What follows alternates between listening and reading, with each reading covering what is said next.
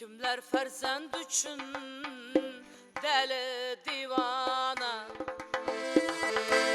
birovda şerm yok, köplerde haya.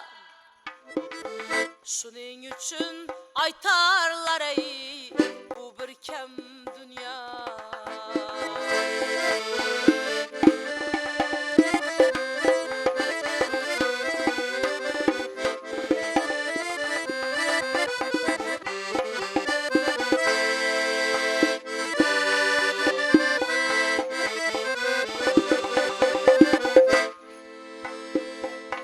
Birovda şerm yok, köplerde haya. Kimler namaz okuyup satar vicdanın, yer kötergeyi bunday tilbe dünyanın ay. Şuning üçün aytarlar bu bir kem dünya. Yer kötergeyi bunday tilbe dünyanın ay. Şuning üçün aytarlar ey bu bir kem dünya.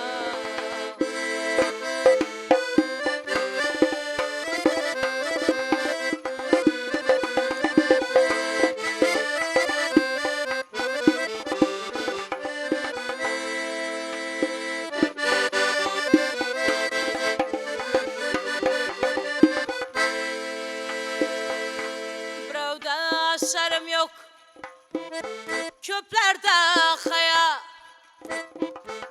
Kimler namaz okuyup satar vicdanın, yer kötergeyi bunday tilbe dünyanın ay. Şuning üçün aytarlar ey bu bir kem dünya.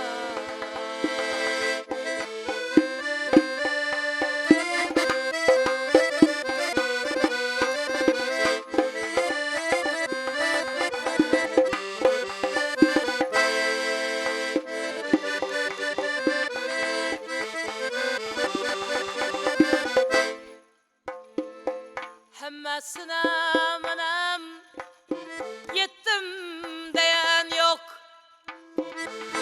bayligin arkalap gittim diyen yok. Dünyadan kaygısız gittim diyen yok. Şuning üçün aytarlar bu bir kem dünya. Dünyadan kaygısız öttüm diyen yok ey. Şuning üçün aytarlar bu bir kem dünya.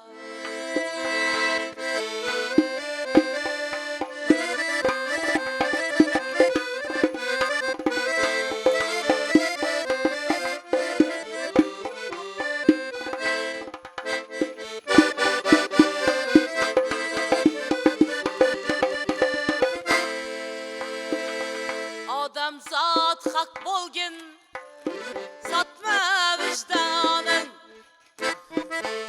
eğer gelse kolundan biran imkanın. Şunda ham taplı biran nuksanın ay. Şuning üçün aytarlar bu bir kem dünya. Şunda ham tapılar